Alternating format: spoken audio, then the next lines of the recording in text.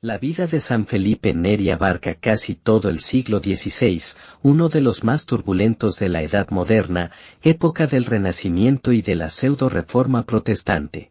Nació en Florencia el día 21 de julio de 1515, en una familia profundamente cristiana. Sus miembros habían ejercido cargos en la magistratura de la Ciudad de las Flores, por muchas generaciones, lo que les permitió ocupar un lugar en la nobleza toscana. Pero esto no dispensaba a su padre, el notario Francisco Neri, de trabajar arduamente para sostener a la familia. Felipe perdió a su madre prematuramente, pero encontró en la madrastra una digna sucesora que lo amó como hijo. El niño era tan amable, jovial y tierno, que pronto se volvió conocido como Pipo Buono, el buen Felipito. Esa bondad de corazón y amabilidad contagiantes, penetradas por la gracia divina, serían el gran secreto de sus conquistas en el apostolado. De su infancia sabemos apenas un episodio. Cuando Pipo tenía alrededor de 8 años, vio cerca de su casa una mula cargada de frutas, que el propietario transportaba para vender. Saltó encima de la cabalgadura que, asustada, se desequilibró. Mula, carga y niño rodaron por el suelo, y cayeron en un profundo sótano. Cuando los padres y vecinos acudieron, temiendo lo peor, encontraron a Pipo ileso y sonriendo por la aventura. Habiendo estudiado humanidades con los mejores profesores de la ciudad, a los 16 años su padre lo envió a San Germano, a los pies de Monte Quecino, para aprender el arte del comercio con su tío Rómulo. A pesar de que Felipe se dedicaba con empeño al negocio, sus pensamientos estaban muy por encima de las mercaderías con que trataba. Pronto se vio que él no tenía sentido comercial, sino divino. Apenas terminado el trabajo del día, se retiraba a una iglesia o a algún oratorio cercano. Se servía también del empleo para hacer apostolado, preguntando a los clientes si sabían de memoria el Padre Nuestro o si habían cumplido con la Pascua. Su tío comentaba: Felipe nunca será un buen comerciante. Yo le dejaría a él toda mi herencia, si no fuera por esa manía de rezar. Para Felipe eso no era una manía, sino una necesidad. Nada ayuda más al hombre que la oración, dirá más tarde. Por eso, cuando cumplió 20 años, dejó la casa del tío y, llevado por un instinto sobrenatural, se dirigió a Roma. Santa alegría de los hijos de Dios. En la ciudad eterna, estudió filosofía en la Universidad La Sapienza y teología en la de San Agustín, manteniéndose con el dictado de clases particulares. Los que trataban con él quedaban admirados de su sabiduría, profundidad de pensamiento y vida santa. En esa época ya vivía a pan y agua que consumía una sola vez al día, dormía apenas unas pocas horas sobre el suelo pelado, y pasaba parte de la noche en oración. Por las tardes acostumbraba visitar las 7 principales iglesias de Roma, retirándose después a la catacumba de San Sebastián. Su ejemplo atrajo a muchos compañeros, que se unieron a él en estos santos ejercicios. La virtud resplandecía en Felipe. Algunos decían que veían su cabeza envuelta en una luz sobrenatural cuando rezaba. A pesar de estar siempre sonriente y ser amable, su modestia y virginal pudor lo hacían ser respetado hasta por los más disolutos. Se veía siempre trasparecer la alegría en su rostro, y la dulzura estaba de tal modo en sus labios, que era una gran satisfacción estar con él. Lo más curioso es que San Felipe, en aquella época, no pensaba en hacerse sacerdote. Juzgaba acertadamente que se puede servir a Dios y al próximo muy bien, permaneciendo como laico. Ingresó a la Compañía del Divino Amor, una hermandad cuyo objetivo era atender espiritual y materialmente a los pobres, los enfermos, los huérfanos y los encarcelados. En el Hospital de los Incurables, cuidó de los enfermos hasta el fin de su vida, y allí enviaría a sus seguidores. Entre estos se encontraba uno que es considerado el mayor compositor del siglo XVI, Giovanni Pierluigi da Pellistrine, cuyas músicas pasaron a formar parte del repertorio de los seguidores de San Felipe. Pues la música desempeñaba un papel importante en su apostolado. No contento con la visita a hospitales, San Felipe se ponía también a recorrer calles y plazas, hablando con las personas sobre religión y las cosas de Dios. de la manera más conmovedora y cautivante. A uno le preguntaba, entonces, hermano mío, ¿cuándo es que comenzaremos a amar a Dios? A otro, ¿será que hoy nos decidimos a comportarnos bien? Él era sobre todo un apóstol y un sembrador de la santa alegría de los hijos de Dios, llamado al apostolado con la juventud. San Felipe Neri se sentía llamado especialmente a cuidar de la juventud, para poner a los jóvenes en guardia contra las seducciones de la edad y conservar todo el frescor de la virtud. Él les decía que se acordaran siempre de las palabras del profeta: bienaventurado el hombre que lleva el yugo del Señor desde su adolescencia. Había en su voz y en sus maneras tanto atractivo, que muchos, cediendo al ascendiente que Felipe tenía sobre ellos, renunciaban a las frivolidades del mundo y se entregaban por completo a Dios. Así, le envió a San Ignacio muchos nuevos reclutas, para su recientemente fundada Compañía de Jesús. Los santos se atraen. San Felipe tuvo relaciones con todos los santos que vivían entonces en la ciudad eterna: San Carlos Borromeo, San Camilo de Lelis, San Ignacio de Loyola y San Félix de Cantalicio.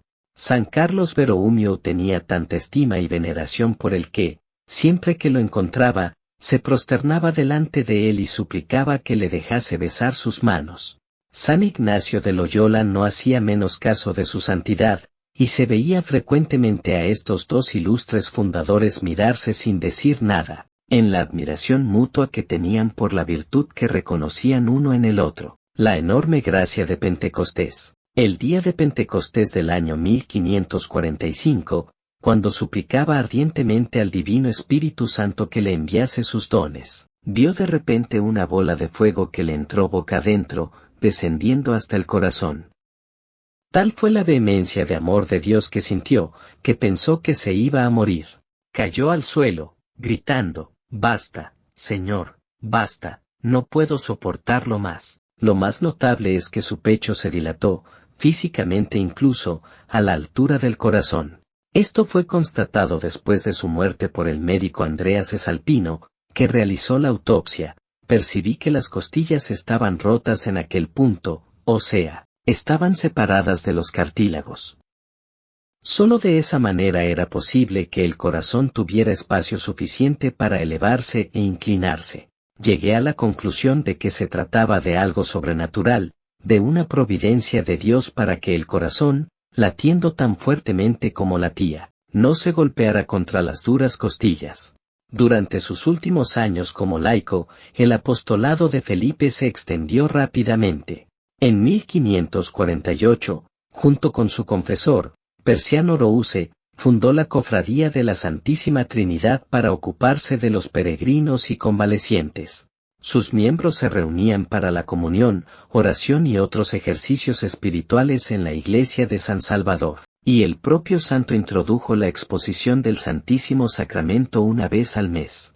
En estas devociones Felipe predicaba, aunque aún era un laico, y sabemos que en una sola ocasión convirtió a no menos de 30 jóvenes disolutos.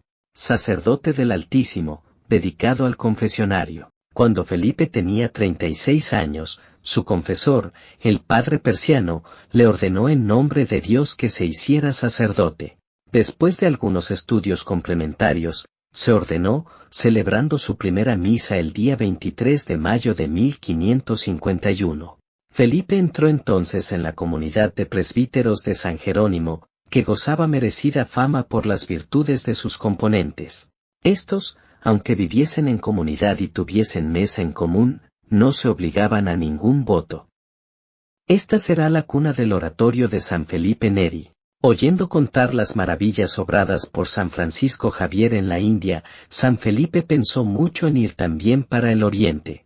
Se dirigió entonces al santo monje cisterciense Agustín Ghettini, muy favorecido por Dios, pidiéndole que consultara al Señor sobre su proyecto. La respuesta divina fue: Felipe no debe buscar las Indias, sino Roma, donde lo destina Dios, así como a sus hijos, para salvar almas. Como sacerdote, San Felipe se dedicó especialmente al confesionario, donde pasaba gran parte del día. Muchos de sus penitentes, llevados por el deseo de recoger la doctrina de este padre espiritual, empezaron a visitarlo diariamente. Poco a poco los discípulos se volvieron tan numerosos, que fue necesario tener la reunión en una iglesia, y al fin la concurrencia creció tanto, que se hizo necesario distribuirla en grupos, al frente de los cuales puso el maestro a uno de sus discípulos más aprovechados. Así nació el Instituto del Oratorio, sin más reglas que los cánones, sin más votos que los compromisos del bautismo y de la ordenación, sin más vínculos que los de la caridad. Otra nota preponderante en la vida de San Felipe Neri fue su amor por la Eucaristía. Era tan grande el fervor de su caridad que, en vez de recogerse para celebrar la misa, tenía que buscar deliberadamente una distracción, para ser capaz de prestar atención después en el rito externo del santo sacrificio. Como todos los santos, tuvo que enfrentar muchas calumnias.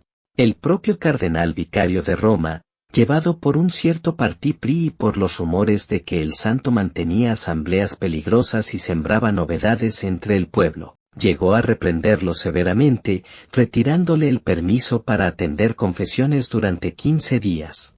Pero, habiendo fallecido repentinamente el purpurado, el Papa Paulo IV, llamado a juzgar el caso, no solo absolvió a San Felipe sino que se encomendó a sus oraciones. Uno de los principales discípulos de San Felipe fue el venerable César Baronio, después cardenal, autor de los Annales Ecclesiastici, trabajo que marcó época en la historiografía y mereció para su autor el título de Padre de la Historia Eclesiástica.